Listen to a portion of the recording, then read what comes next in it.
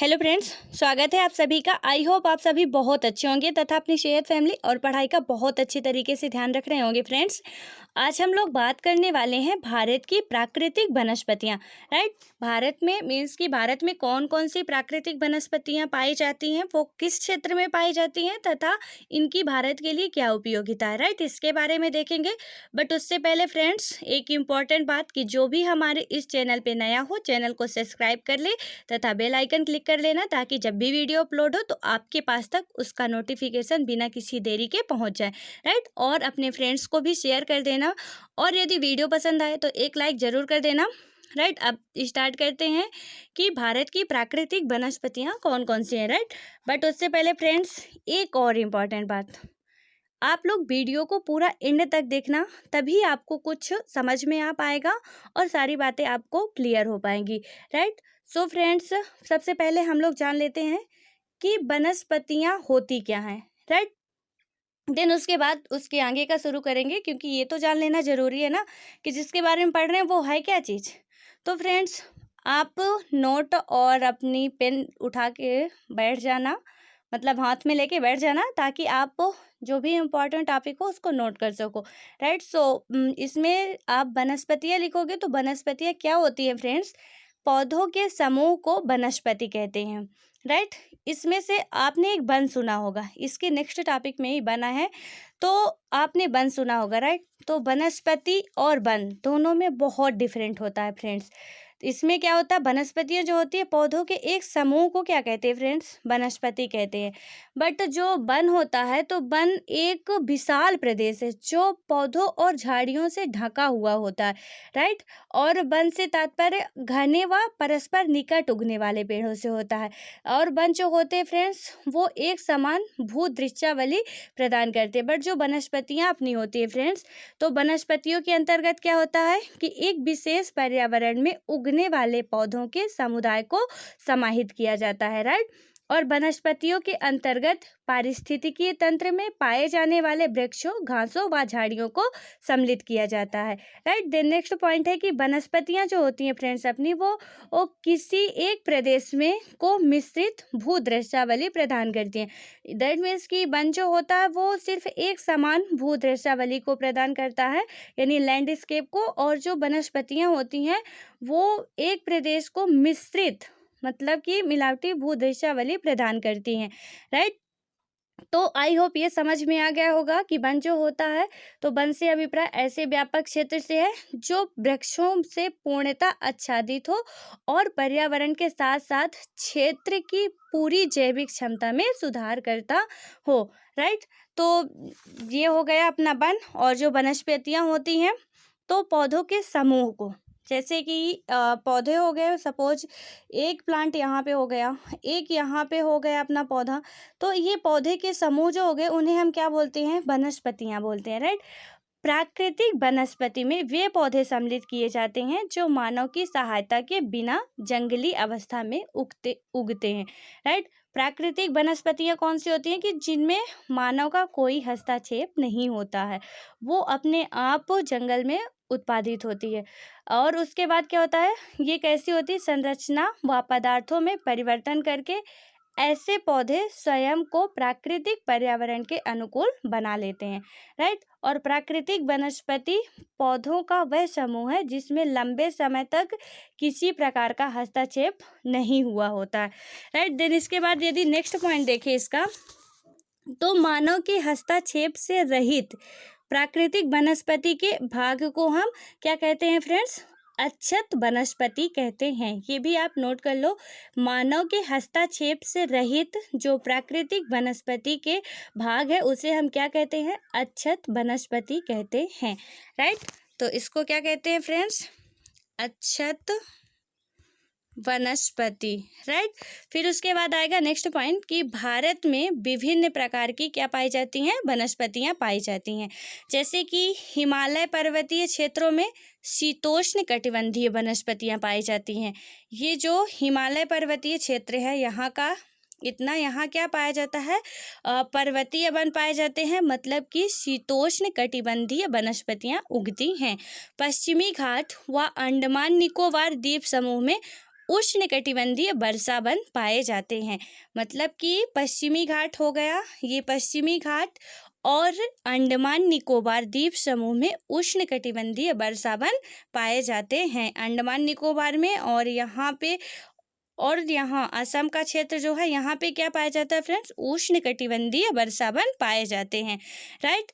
Then उसके बाद आता है कि डेल्टा क्षेत्रों में उष्णकटिबंधीय वन, मैंग्रोव तथा राजस्थान के मरुस्थलीय और अर्ध मरुस्थलीय क्षेत्रों में फ्रेंड्स किस प्रकार की वनस्पतियां पाई जाती हैं, तो विभिन्न प्रकार की झाड़ियां और कैक्टस और कांटेदार वनस्पतियां पाई जाती हैं, राइट। ये इसका एक मतलब छोटा सा इंट्रो है, आप समझ लो कि जो डेल्टा क्षेत्र होते हैं तो उनमें कैसी पाई जाती है, उष्णकटिबंधीय वन।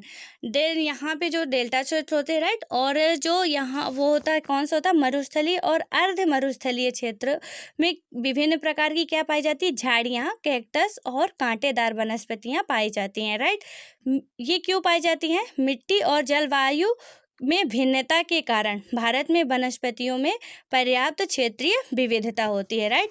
मिट्टी और जो जलवायु होती है उनमें से क्या होती है, भिन्नता होती है। आपने मिट्टी पढ़ा, कई जगह पे कई प्रकार की मिट्टियां पाई जाती हैं, राइट। तो इसमें और जलवायु में भी कहीं पे अधिक वर्षा होती है तो कहीं पे कम वर्षा होती है, यहाँ पे बिल्कुल वर्षा कम होती है, तो उसके अनुसार से क्या होता है फ्रेंड्स, वनस्पतियां भी अपनी पाई जाती हैं। देन नेक्स्ट पॉइंट यदि नोट करें हम, तो एक प्राकृतिक जो प्राकृतिक संसाधन के रूप में वनों का उपयोग मनुष्य अपने हित में करता है, राइट। जो हम लोग हैं, मीन्स जो ह्यूमन बॉडी है, वो एक प्राकृतिक संसाधन के रूप में जो वन है उनका उपयोग अपने हित में करते हैं। इसलिए वनों का जो अत्यधिक महत्व है फ्रेंड्स, तो वो बढ़ जाता है, राइट। परंतु एक सीमा से अधिक दोहन दुरुपयोग की श्रेणी में आ जाता है, क्योंकि हम लोग जो है तो अब इस टाइम पे इसका शायद एक सीमा लिमिट से बाहर इसका दोहन कर रहे हैं और लगातार करते जा रहे हैं, ऐसा भी नहीं है कि बंद कर चुके हैं। तो इसका एक अब मीन्स ये कहे कि उपयोग नहीं, इसका दुरुपयोग हम लोग कर रहे हैं, राइट।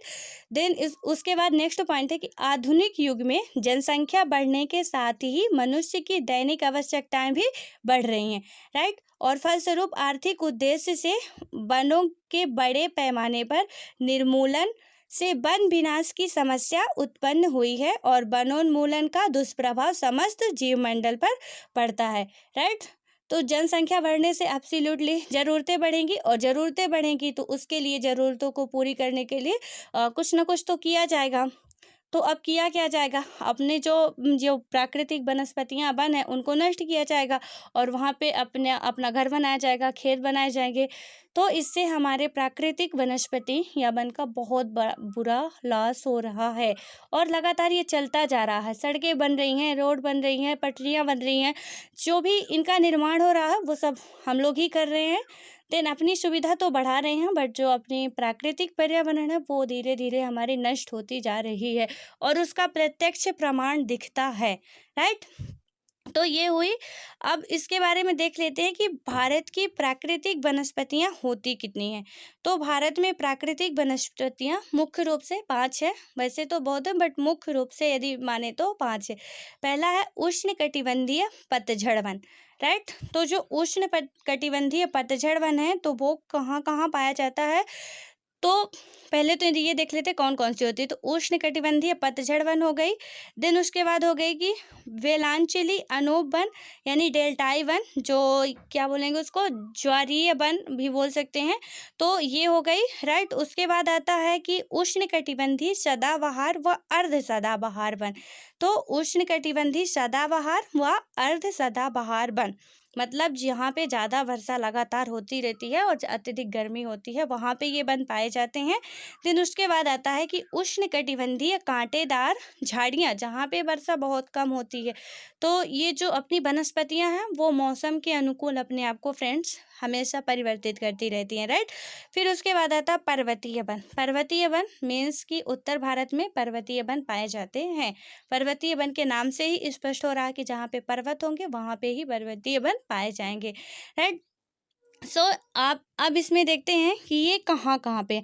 तो पहले तो जो उष्णकटिबंधीय पतझड़ वन है फ्रेंड्स, तो वो यहाँ से आधे कश्मीर से यहाँ से शुरू होता है फ्रेंड्स, तो यहाँ एमपी, पश्चिम बंगाल, और पश्चिम बंगाल से यहाँ तमिलनाडु के एंड तक का क्या है अपना, यहाँ तक क्या हो जाता है, उष्णकटिबंधीय पतझड़ वन हो जाते हैं। इन्हें मौसमी वन भी कहते हैं, राइट, क्योंकि ये वन जो होते हैं फ्रेंड्स, तो वो मौसम के अनुकूल परिवर्तित होते रहते हैं, यानी पतझड़ वन भी कहते हैं कि इनमें हाँ ये बसंत के मौसम में शायद पतझड़ होता है इन पेड़ों में, राइट।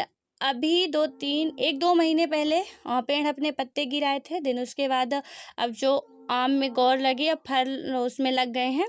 सो फ्रेंड्स, ये जो उष्णकटिबंधीय पतझड़ वन होते हैं, तो वो कौन से होते हैं, यही क्षेत्र वाले होते जो कहाँ से, जम्मू कश्मीर से स्टार्ट होके यहाँ आधा मध्य प्रदेश, गुजरात, महाराष्ट्र, कर्नाटक का आधा क्षेत्र, तमिलनाडु का तो पूरा ही क्षेत्र है। देन उसके बाद आता है यहाँ से आंध्र प्रदेश का थोड़ा सा क्षेत्र छोड़ के सारे में क्या है फ्रेंड्स, उष्णकटिबंधीय पतझड़ वन है, राइट। फिर उसके बाद आता है डेल्टाई वन, तो वो यहाँ से कुछ क्षेत्रों में, यहाँ ये नदी के किनारे वाले क्षेत्रों में पाए जाते हैं। और उसके बाद फ्रेंड्स कौन सा आता है, तो उष्णकटिबंधीय सदाबहार व अर्ध सदाबहार वन, तो ये पश्चिमी घाट यहाँ पे भी थोड़ा सा पाया जाता है, दिखाया नहीं गया है। और एक यहाँ पे है, यहाँ पे पश्चिम बंगाल का तराई वाला क्षेत्र हो गया। फिर उसके बाद कौन सा है, ये असम, मेघालय, मिजोरम, यहाँ मणिपुर में कौन से वन पाए जाते हैं, तो वो सदाबहार वन पाए जाते हैं, राइट। तो यहाँ पे हो गया उष्णकटिबंधीय सदाबहार व अर्ध सदाबहार वन, राइट। और अंडमान निकोबार में भी कैसे वन पाए जाते हैं, तो उष्णकटिबंधीय सदाबहार वन पाए जाते हैं, राइट। अब नेक्स्ट को देखते हैं कि उष्णकटिबंधीय जो कांटेदार झाड़ियाँ हैं वो कहाँ पे पाई जाती हैं। तो फ्रेंड्स, उष्णकटिबंधीय जो कांटेदार झाड़ियाँ हैं ये मरुस्थलीय क्षेत्रों में ज़्यादातर पाई जाती हैं, राइट। यहाँ के राजस्थान क्षेत्र में ये क्या करती हैं फ्रेंड्स, कि जो प्रकृति ने वाष्पीकरण से बचाने के लिए क्या किया है कि वाष्पीकरण से बचाने के लिए इनको कांटे प्रदान कर दिए, राइट। जो इनकी पत्तियां होती हैं फ्रेंड्स वो कटीली टाइप की होती हैं, तो इसलिए इन्हें वो कटिबंधीय कांटेदार झाड़ियाँ या वन कहा जाता है। तो ये यहाँ राजस्थान, पंजाब, हरियाणा के क्षेत्र में है और आंध्र प्रदेश के क्षेत्र में भी ये पाई जाती हैं, राइट। उसके बाद पर्वतीय वन की बात करें तो फ्रेंड्स, पर्वतीय वन ये है ही अपना उत्तर हिमालय और यहाँ पे पूर्व हिमालय हो गया और ये पश्चिम हिमालय हो गया। यहाँ पे सिक्किम पे ये क्या पाया जाता है, पूरा पर्वतीय वन है। अब आप हेडिंग डाल सकते हो उष्णकटिबंधीय सदाहरित वन। इनके बारे में थोड़ा थोड़ा सा आप नोट कर लो कि ये कैसे किस क्षेत्र में पाए जाते हैं। मैप में हम लोग समझ लिए हैं कि कहाँ कहाँ पे ये वन पाए जाते हैं। देन नोट करना काफ़ी इम्पॉर्टेंट है ताकि जब भी आप रिवीजन करो तो समझ सको कि कहाँ पे कैसे वन पाए जाते हैं, राइट। तो उष्णकटिबंधीय सदाहरित वन, तो इसका पहला पॉइंट जो होगा फ्रेंड्स तो होगा कि यहाँ पे क्या होती है, 200 सेंटीमीटर से अधिक वर्षा होना बहुत ज़रूरी है। मतलब कि 200 सेंटीमीटर से अधिक वर्षा के क्षेत्र में क्या होते हैं, ये मिलते हैं। और इनके मुख्य क्षेत्र कौन कौन से हैं फ्रेंड्स, तो आप 1 2 3 4 करके लिख लो। पहला है पश्चिमी घाट, मीन्स 1 मिनट मैप से समझाते जा रहे हैं। पश्चिमी घाट यानी कि ये जो क्षेत्र है अपना सह्याद्री वाला, तो ये पश्चिमी घाट है।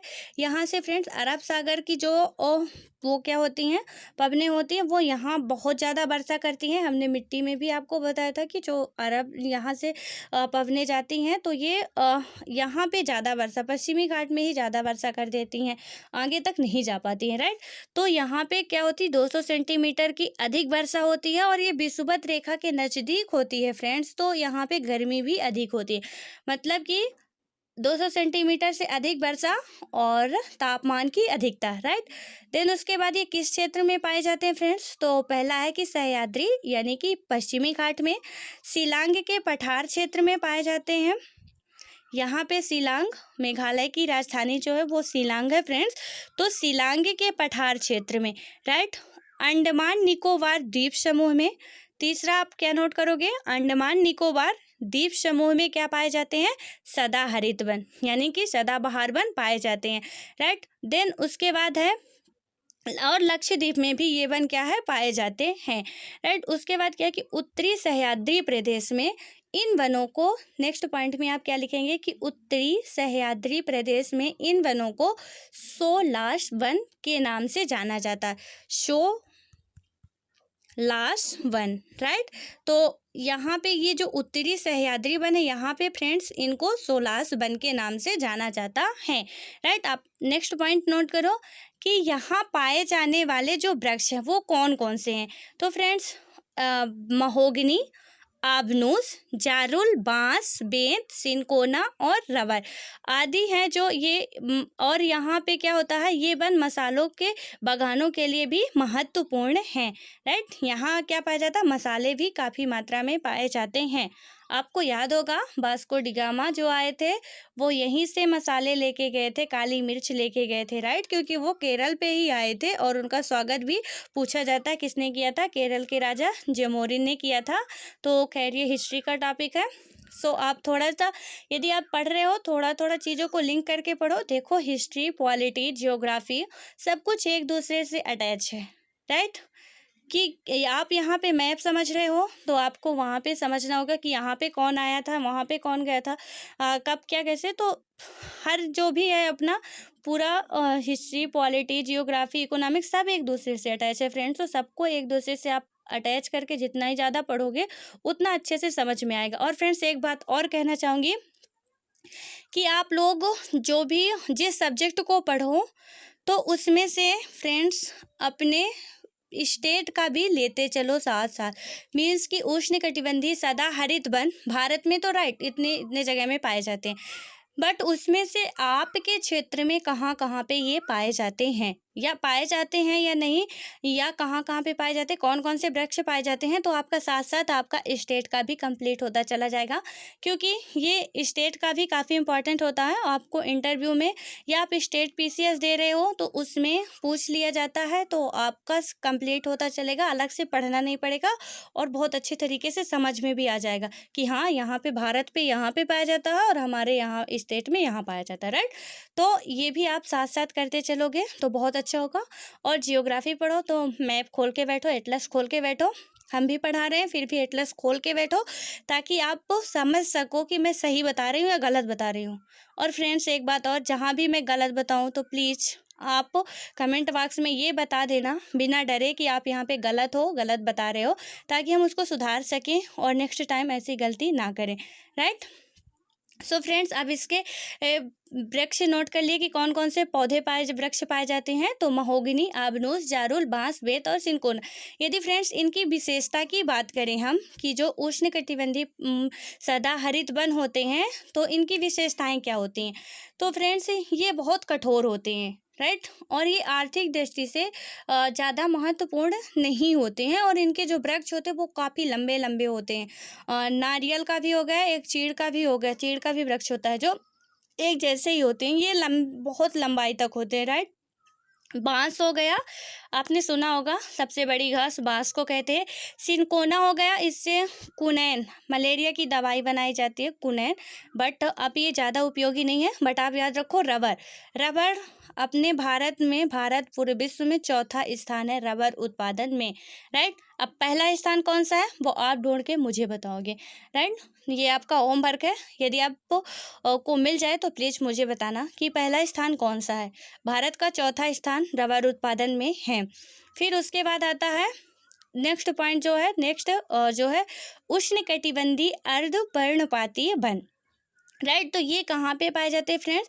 तो पहले इनके लिए वर्षा कितनी महत्वपूर्ण है, नेक्स्ट टॉपिक डालेंगे आप फ्रेंड्स कि उष्णकटिबंधीय अर्धपर्णपाती वन।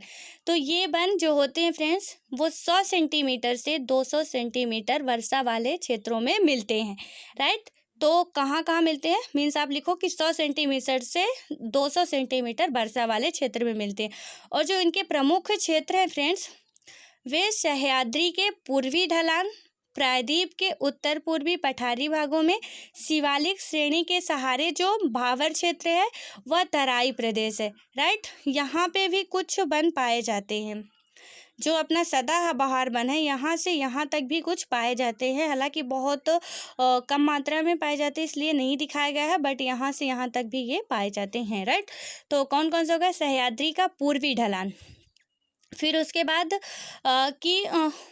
प्रायद्वीप के उत्तरी पूर्वी पठारी भागों में शिवालिक श्रेणी के सहारे, भावर व तराई प्रदेशों में शिवालिक श्रेणी के सहारे, राइट, यहाँ पे।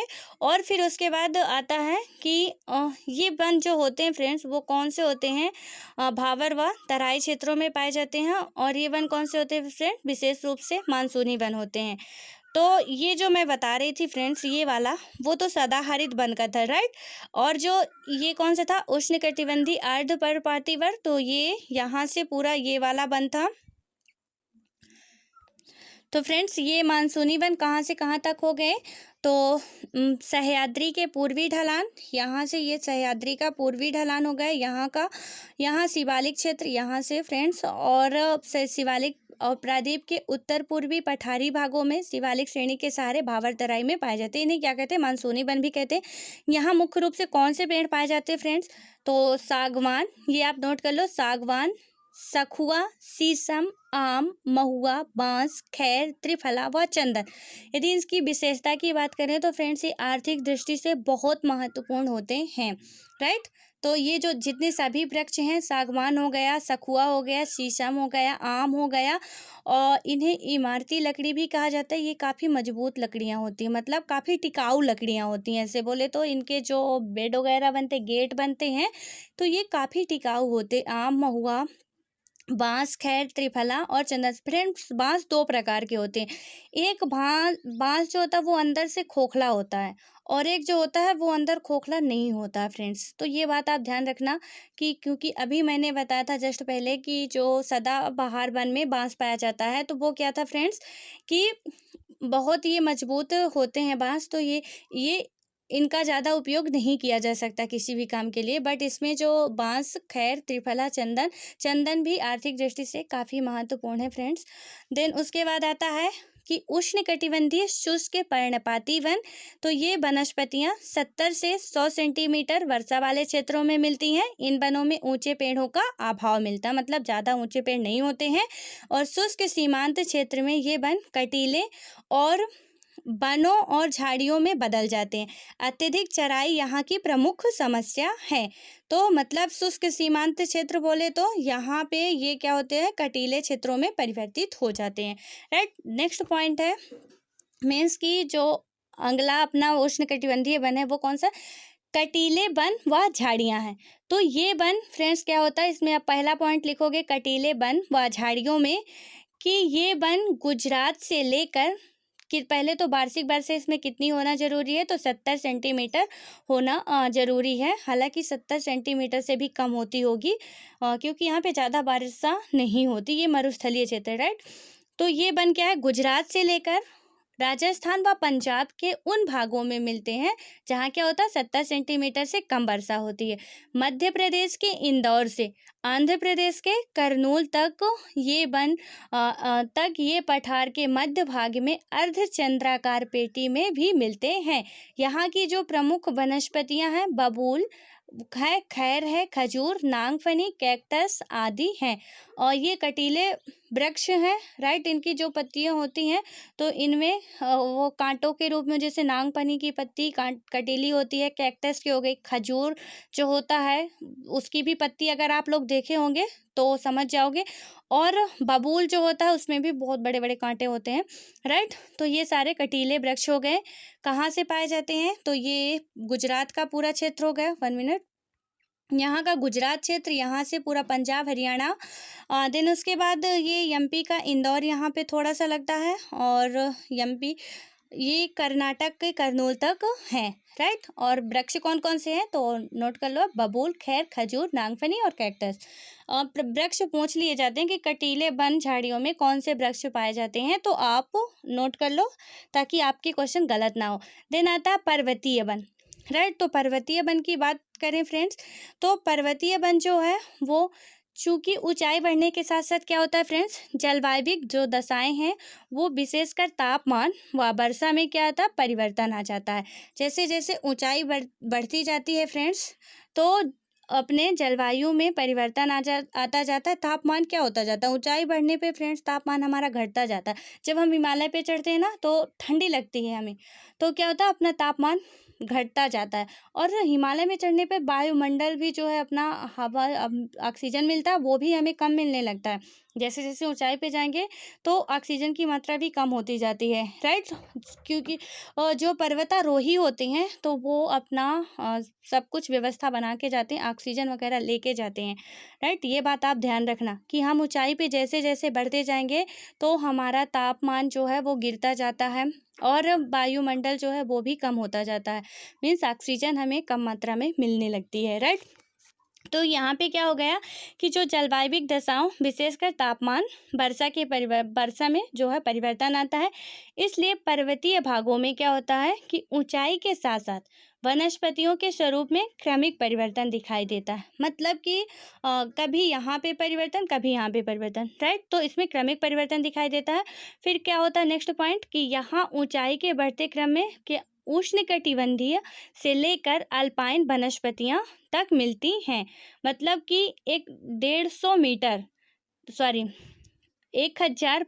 मीटर तक की ऊंचाई तक पर्णपाती वन मिलते हैं और 1500 से 3500 मीटर की ऊंचाई तक कौन से वन मिलते हैं फ्रेंड्स, तो कोणधारी सदाहरित वन मिलते हैं।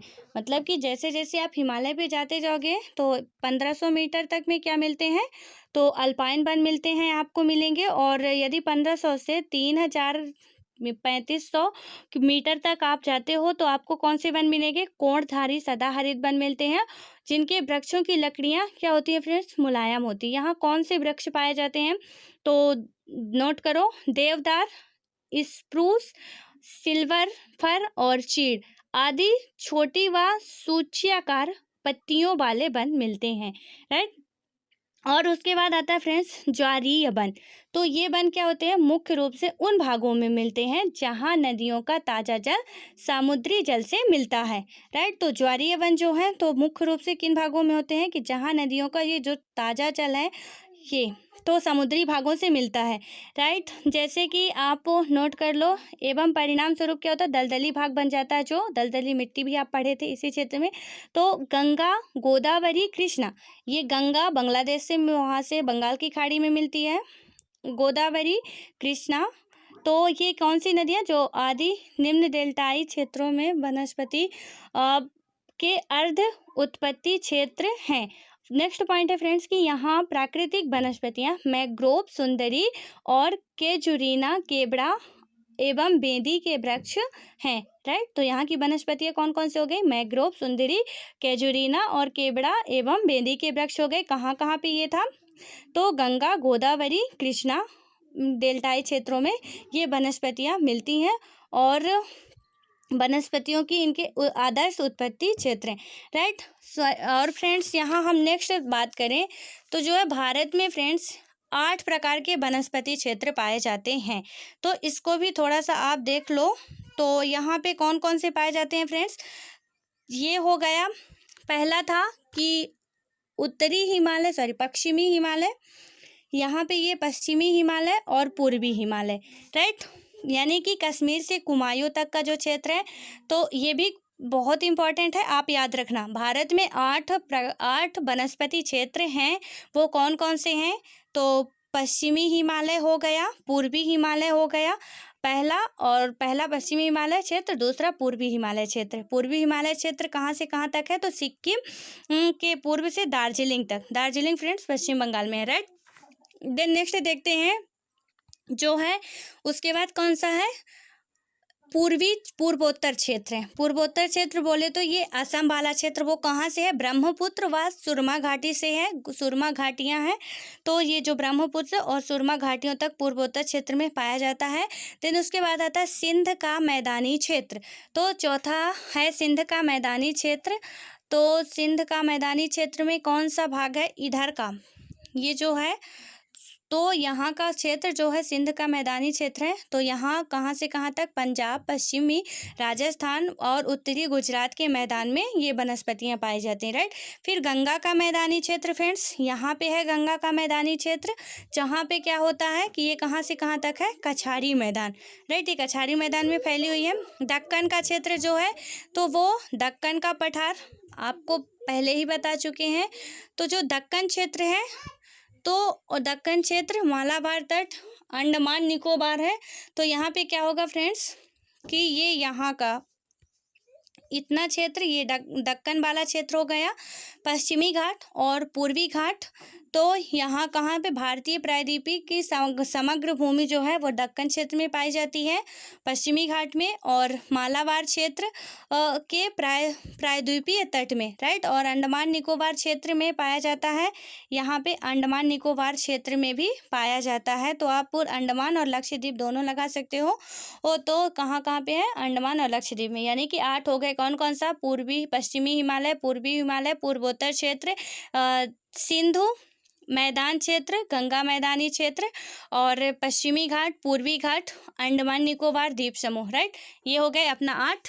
और एक बहुत इंपॉर्टेंट बात आप नोट कर लो कि भारतीय वनस्पति सर्वेक्षण ये कब लाया गया था, इसकी स्थापना की गई थी, कहाँ पे इसका मुख्यालय है, ये बात आप बहुत अच्छे तरीके से नोट कर लो फ्रेंड्स। तो इसमें कौन सा होगा फ्रेंड्स, भारतीय वनस्पति सर्वेक्षण, BSI, राइट, BSI, भारतीय वनस्पति सर्वेक्षण। तो इसकी स्थापना की गई थी फ्रेंड्स, आप नोट करो, इसकी स्थापना 13 फरवरी 1890 को। तो इसकी स्थापना कब की गई थी, 13 फरवरी 1890, राइट। इसके संस्थापक कौन थे, तो संस्थापक थे इसके सर जॉर्ज किंग। कौन थे इसके संस्थापक फ्रेंड्स, तो सर जॉर्ज किंग थे, राइट। और इसका मुख्यालय कहाँ पे है, तो इसका मुख्यालय है कोलकाता में, राइट। तो इसका मुख्यालय भी आप नोट कर लो, कोलकाता में है। और इसके उद्देश्य क्या थे, पहले तो इसमें एक और नोट करो कि क्षेत्रीय कार्यालय, इसके क्षेत्रीय कार्यालय कितने हैं, भारतीय वनस्पति सर्वेक्षण के क्षेत्रीय कार्यालय 9 है फ्रेंड्स। कितने हैं, 9 है, राइट। क्षेत्रीय कार्यालय लेके अब डैश करके लिखो कि 9 है। फिर उसके उद्देश्य लिख लो, क्योंकि एग्जाम में उद्देश्य भी पूछ सकता है कि इसके उद्देश्य क्या थे। तो देश के पादप संसाधनों का अन्वेषण, जैसे मैं बोल रही हूँ फ्रेंड्स एज इट इज वैसे ही लिख लो आप, देश के पादप संसाधनों का अन्वेषण और पौधा प्रजातियों के आर्थिक महत्व की पहचान भारतीय वनस्पति सर्वेक्षण द्वारा की जाती है। नेक्स्ट पॉइंट, भारत सरकार द्वारा वर्ष 1954 में इस संस्थान का पुनर्गठन किया गया, भारत सरकार द्वारा, राइट। फिर उसके बाद नेक्स्ट पॉइंट कि भारत में भारतीय वनस्पति सर्वेक्षण तथा पर्यावरण, वन एवं जलवायु परिवर्तन मंत्रालय देश की दुर्लभ और संकटापन्न पादप प्रजातियों का सूचीकरण तथा संरक्षण की कार्यनीतियों को विकसित करता है। और फिर उसके बाद नेक्स्ट पॉइंट है कि वन्यजीव अभयारण्य जैसे भंगुर पारितंत्रों और सुरक्षित क्षेत्रों, राष्ट्रीय उद्यानों और जैव मंडल रिजर्वों का अध्ययन करना है। तो ये रहे इसके उद्देश्य। इसका पुनर्गठन तो 1954 में किया गया था। इसकी स्थापना 13 फरवरी 1890 को सर जॉर्ज किंग ने किया था। कोलकाता में इसके 9 का क्षेत्रीय कार्यालय है, राइट फ्रेंड्स। अब हम बात करेंगे वन और भारत वन रिपोर्ट, क्योंकि ये आपको मेंस और प्री दोनों के लिए काफ़ी इम्पॉर्टेंट है। तो कौन कौन से वन क्षेत्र हैं, ये इसकी उपयोगिता क्या है, और सबसे पहले तो मैं एक वीडियो में आपको भारत वन स्थित रिपोर्ट बताऊंगी, फिर उसके बाद आगे की बात करेंगे। तो कल हम लोग भारत की वन स्थित जो रिपोर्ट 2019 की आई है, हर 2 साल में आती है, तो हम उसके बारे में फ्रेंड्स चर्चा करेंगे, क्योंकि ये दोनों के लिए काफ़ी इम्पॉर्टेंट है। सो फ्रेंड्स, मिलते हैं नेक्स्ट वीडियो में। तब तक के लिए बाय बाय। खुश रहो, सुरक्षित रहो, तथा बड़ों को नमस्ते, छोटों को प्यार, छोटी ज़िंदगी, खुश रहो यार, मस्त रहो, और धन्यवाद।